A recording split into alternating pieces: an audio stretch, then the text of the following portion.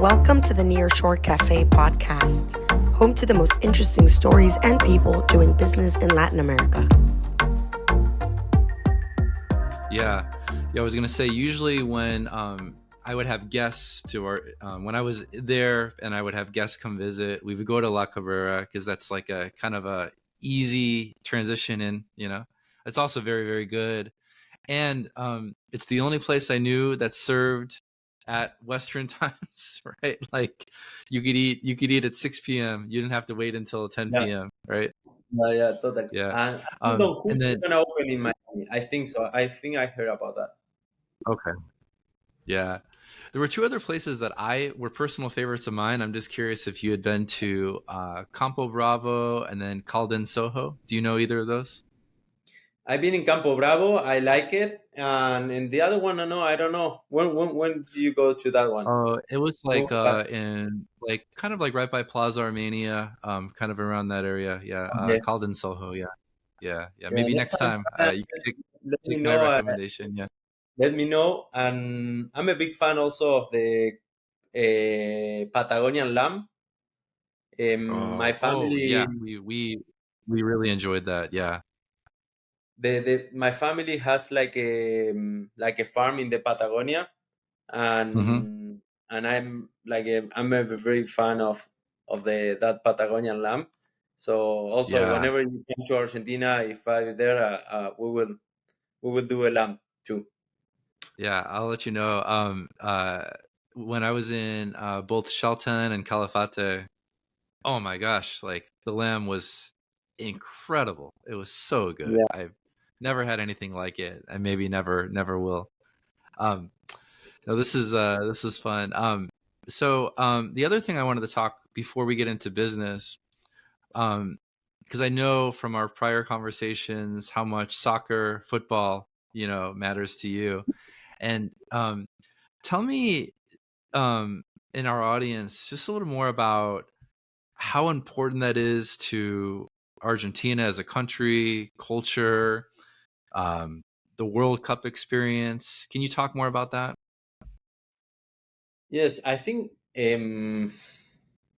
I don't know how many countries, probably Brazil, Argentina, but in Argentina, soccer is like um, you have to play soccer. Like your parents, all of them are gonna send you to play soccer. So it is in your blood from since you are a kid. I think it's changing a little bit, but still like the people are like crazy about soccer. And then there is like everybody is fan about one team, and it's not like in the US. You have baseball, NBA, football. Hmm. You have MLS now with Messi here, but we can talk Yeah. about that too. But in Argentina, we only have soccer. So like we have the other sports, but they're not professional and they're not that big. So basketball, we have other sport, rugby, hockey, and but in Argentina, football is like and soccer, like we call it football in Spanish,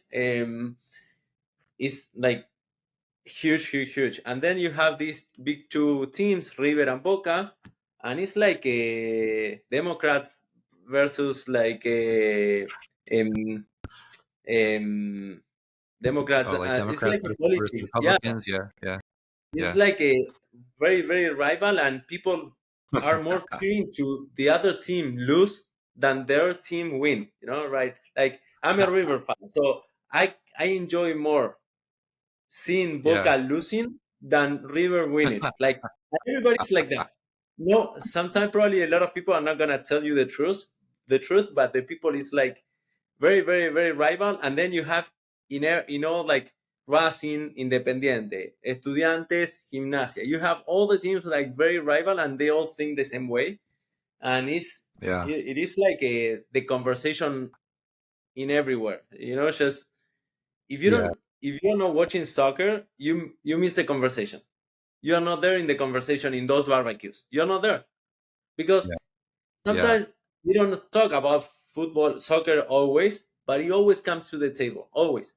And yeah, now, like everybody is watching the MLS. It's incredible yeah, in yeah, Argentina because Messi now is playing in the MLS. everybody is now watching the MLS that never, no one knew any team about a US MLS team. So now Yeah. people are watching the MLS and everybody is with the Messi jersey. So it is amazing how people get crazy. And I don't know if you've seen the images when we won the World Cup, but there were like Oh, uh, incredible. Yeah. On 5 million Avenida de people yeah. on the street On in the Buenos Aires in the on the same place. yeah. I don't Yeah. know how many, Yeah, I but saw it was crazy. And Argentina is we have like a very poor currency, and Argentina is always in the World Cups one of the countries that take the most fans to the World Cup. People sell everything to go to the World Cup, and Yeah. and Argentina is having like a real like the devaluation, and people are losing a lot of um how do you say when you Oh, like well their the their devaluation wealth, right? Yeah, their wealth. are Yeah, even yeah. poor in the country, in the international. Like, you have to travel, you can buy less dollars, right? So Yeah. people are like, in Qatar in the last World Cup, there was like always half of the stadium was Argentinians. Like it was amazing, 20,000, 40,000 people in the stadium, and you can believe how Argentina Yeah. is doing that bad and how many people are there. You know, it's just it's really crazy. And of course, if you go to Argentina, you have to go to a River or Boca game. Um, Yeah. you can see videos on YouTube. You will see Yeah. River Stadium right now is amazing. Like people, Yeah. they they they they, they did some refurbishment and they rebuilt a little bit the stadium, and now the atmosphere in River Plate. Boca Stadium used to be, I think, more fun, but it probably a Mhm. little bit more dangerous. But River Stadium now is really, really, really cool, and it's even, Yeah. I think it's good to go with family. You can still go with family and that. And you know, in Argentina, it's like 6 years ago they start like not allowing anymore the visitors, the guests, Yeah. fans. You only can go the locals and the you don't you like you people from other teams can go to the River Stadium. You have to be from River to go there. And of course, there are always people who are from the other team who goes without a jersey and they go to see the game. So like it's that crazy that people like and of course the difference. For example, you here in the US, you can drink buy a beer in the stadium and have like an important moment with your friends and go with family or whatever and like relax, and you cannot sell alcohol at all in those stadiums because of the people gets crazy. Yeah. Yeah, don't hate me, but I went to Boca, not River when I was there. But it was what an experience. I mean, now when I go to sports in the States, it feels so boring, right? Like it's quiet. Like what's you need like the scoreboard to tell you what to do, like clap your hands, but when I was at Boca, like it was like a musical and everyone's shouting and yelling and little kids are shouting insults and it was what an experience. Yeah. Yeah, it was so fun. By the way, it's funny what you said about the IDs. So my wife and I went and we had to use like fake IDs, like I was, Margarita or something from, I had my Boca ID and it was hilarious. Yeah, it's fun. I also I appreciate how Americans are so good building shows, right? Like you go to an NBA Yeah. game and then you have people dancing, people like cheering, like the. So I think that is also cool. So it makes like more a show. But I think that's why Argentines soccer is so different because the show is something totally natural, right? It's not Yeah. like Yeah. Yeah. and that's but I really admire how Americans are good building shows too. Yeah. Thanks. So let's talk about business a little bit, Juan. So I appreciate you representing with your T-shirt, Lazo. Tell us what does Elazo do, and how did you and a little bit about your journey to come up with this? Okay, Elazo is an all-in-one finance, legal, and fundraising SaaS platform. Basically, I'm building a product after scaling two services companies. Just a little bit about me. I was born in this small city. I went to United States for a Rhoda Youth Exchange program. I was a exchange student.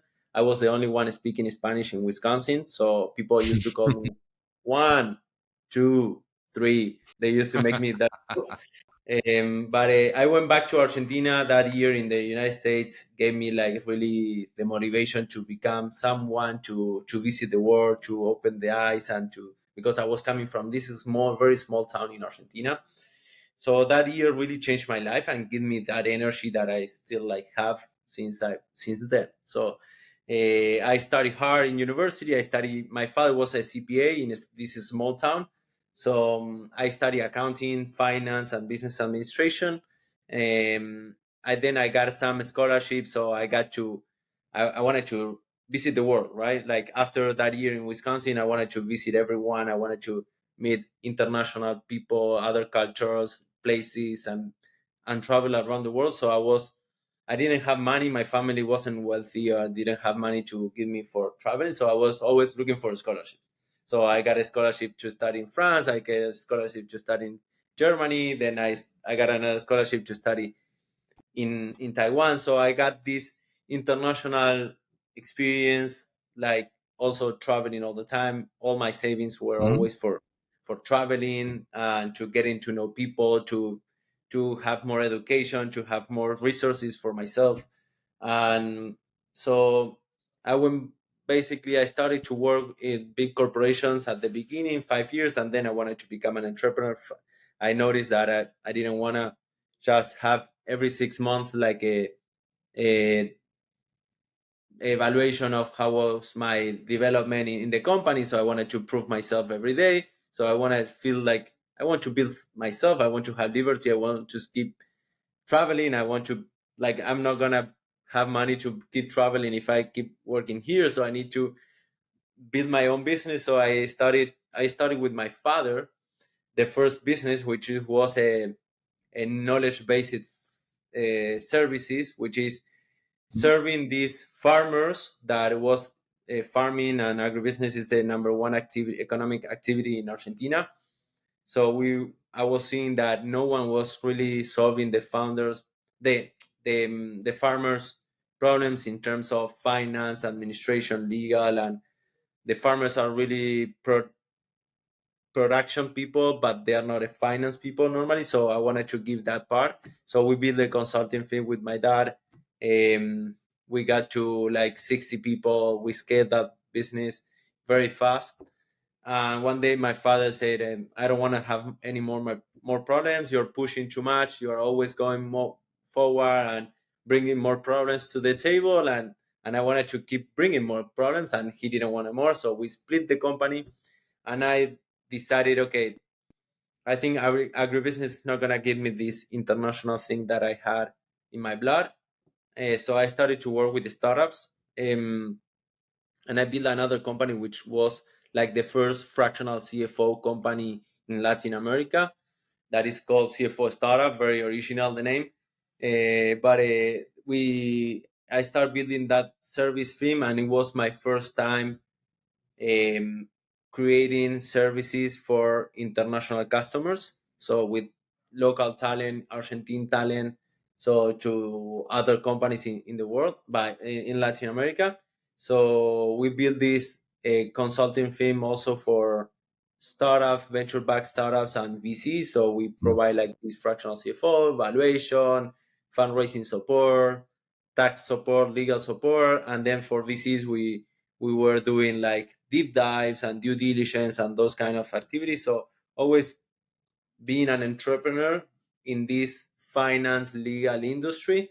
So Mhm. basically, one day I noticed that after like scaling also this company, I realized that with people it was gonna be hard to scale. And I had this always motivation of like and the curiosity to see the US market in my industry, how the market was changing. So I got a lot of knowledge about the companies that were operating in the US, what they were doing. So I was a follower on the US market. So I decided, okay, I wanted to build a product company. I proved myself that I can build services companies. But I wanted to do something bigger. I wanted to transcend. And now that I'm here, like building a product company more scalable than the ones before, I realized that also in my previous experience, I had a lot of experience working with NGOs. Like I was spending a lot of Mm, time in NGOs besides my company. So I was looking always for purpose, always to transcend, to create something big.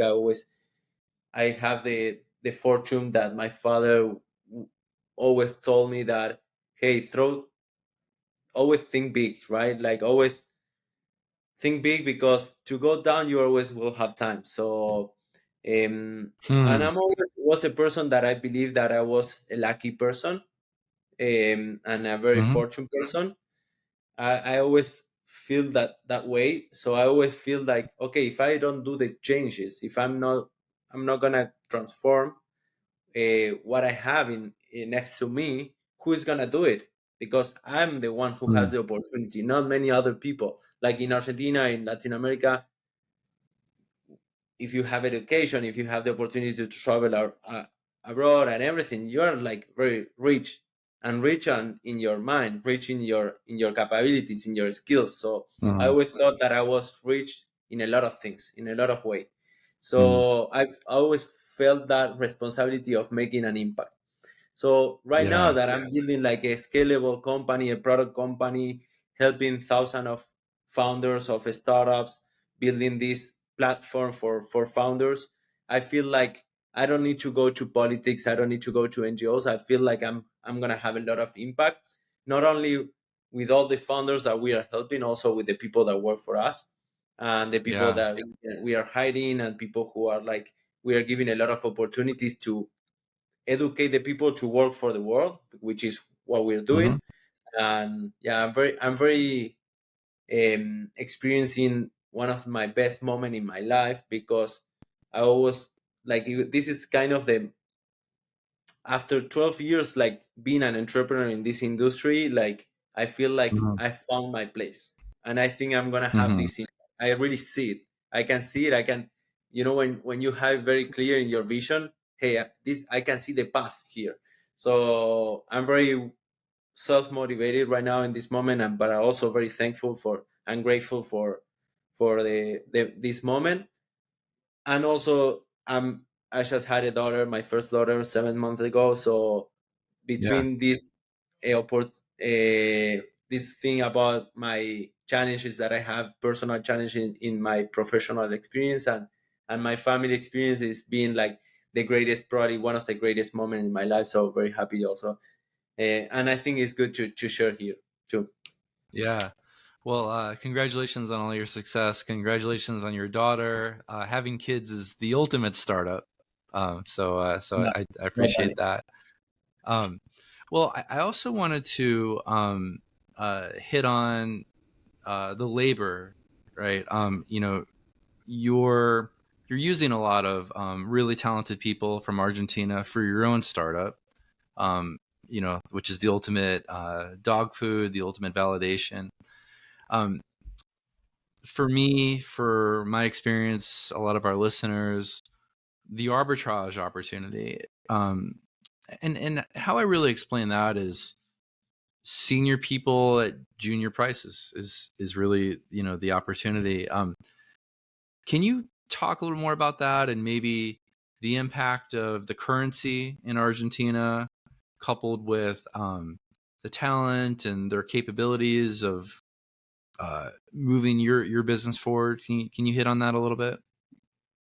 Yeah, to talk about the currency, we need to talk a little bit about the failures of the politicians, Mm, because crypto has become kind of like a important currency also, for Argentine people or for Venezuelan. When the institutions are not very strong, crypto comes like a good like a second currency in the country. So people like today who have the skills to speak English, or sometimes who have a skill that have been trained by free university in Argentina, but now those people are working and making an impact for companies in other countries, right?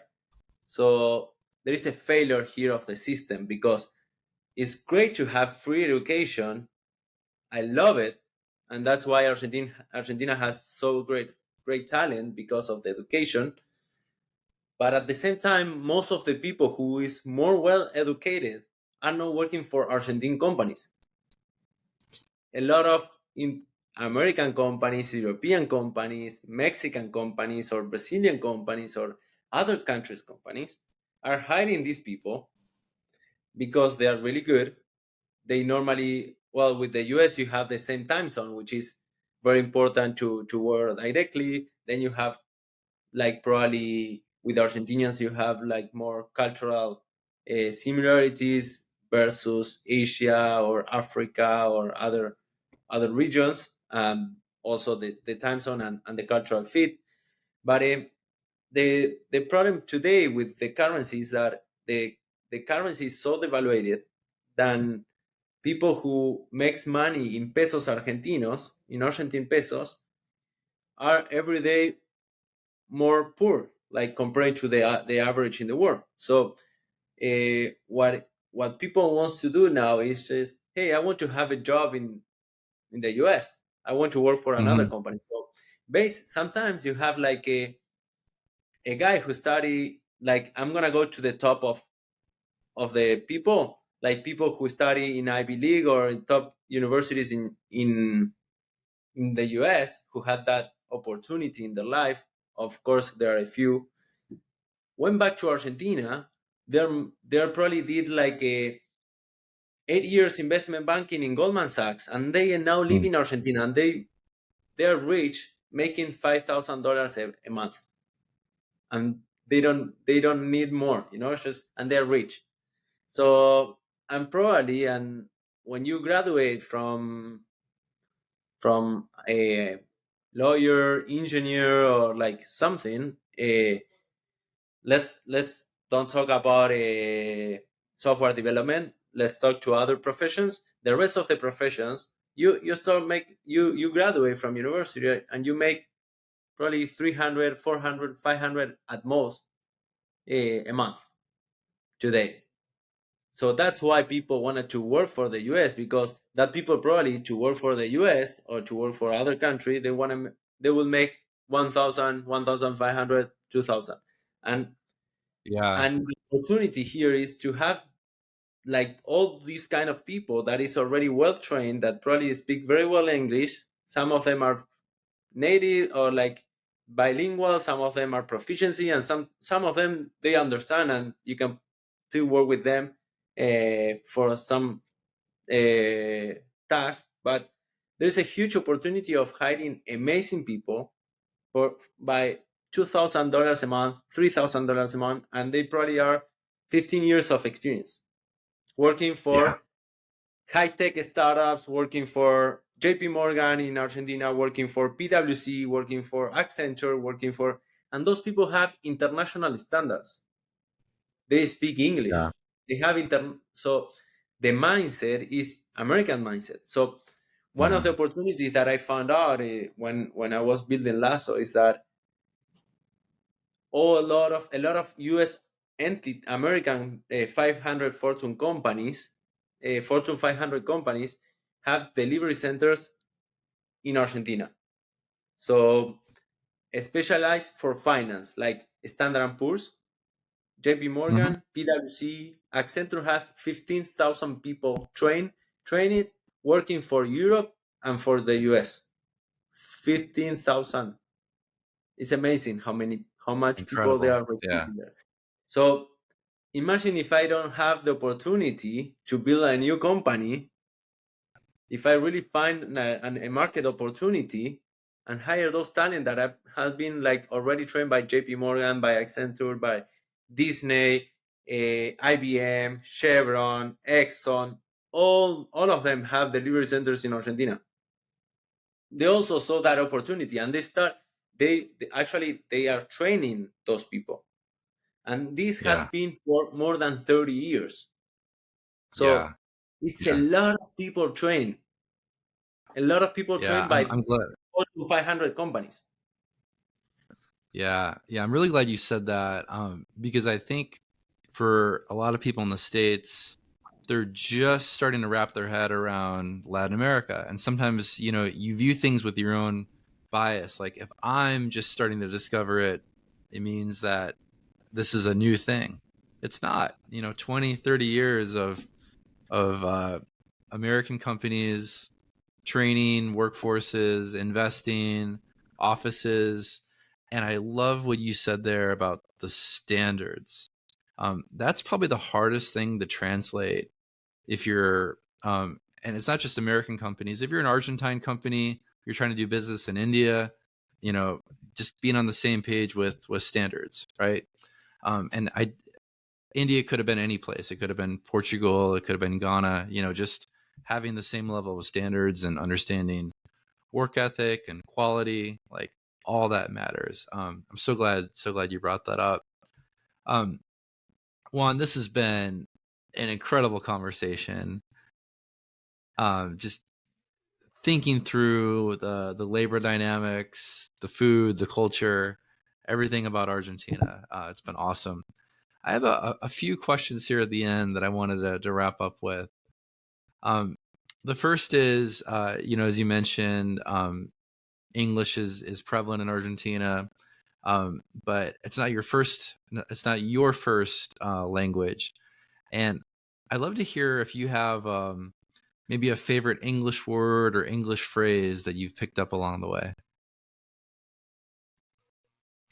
I always have like a, I don't know if it's my favorite word, but it's the more intentional one.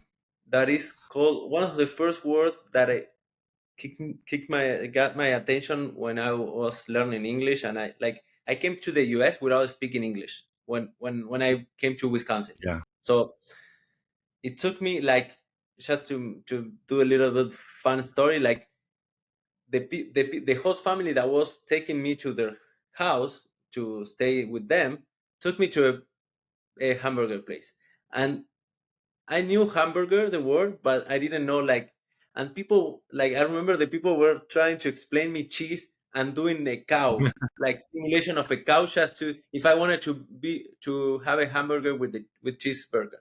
But just my favorite word was in that family, the same family that picked me up.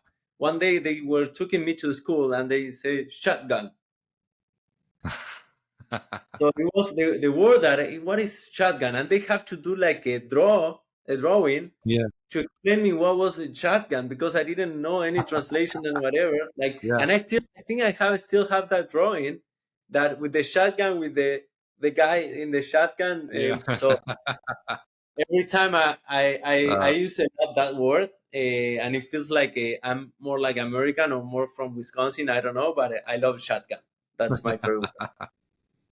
that's great. That's great. How about your when you go back to Argentina, and like we talked about, the dollar gets you quite far. Um, Aside from food, maybe best purchase for under $50 US. I think a River Boca game, totally. Yeah, River yeah, Boca game. yeah. What Good, is the good difference? Like, answer. totally. Good answer. Good answer. Good answer. And then last question here. Your advice for other entrepreneurs, other business leaders in the States that are maybe, they listen to this podcast. They're like, hey, I think Argentina sounds pretty interesting. I'd like to look into doing business there. What kind of advice would you have for those entrepreneurs, Who wants to do business in Argentina? or work with the talent in Argentina? Okay, What kind of advice would you have for them? hire them. The advice is just don't think much about it. Like, just try it.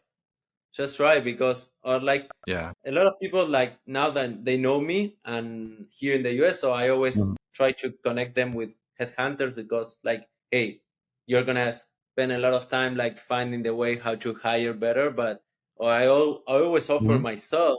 I say, hey, I can help you. Like I can go with you a little bit just to get you around and to hire those people. But and to do business is hard in general. Like the doing business rate is not really good in Argentina. I think if you want to do agribusiness, or if you want to do software development, or like a knowledge based thing, are really good business. But the rest of the business are too risky and very short term, Yeah. unfortunately. Yeah. Like Yeah. we are gonna change that. Yeah. I'm gonna be part of making that change for Argentina. Yeah. Well, this is the best part of the show is candid answers, right? Leverage the talent, but the politicians haven't quite made it an easy place to do business just yet. I can also validate that. Um, Juan, man, this has been so much fun. So much fun. I learned a lot too. I really did. Thanks so much for making time and being on the show. Thank you so much. It was a big pleasure, and stay in touch. Thank you so much. Absolutely. Well, let me give another shout out to our sponsor. That's Plug Technologies, plugg.tech. Great way to find software developers all over Latin America, including Argentina. Thanks so much for listening, everyone. We'll see you next time on the Nearshore Cafe podcast. Thanks for joining us at the Nearshore Cafe podcast. Tune in next week for a new episode featuring another special guest with exciting stories.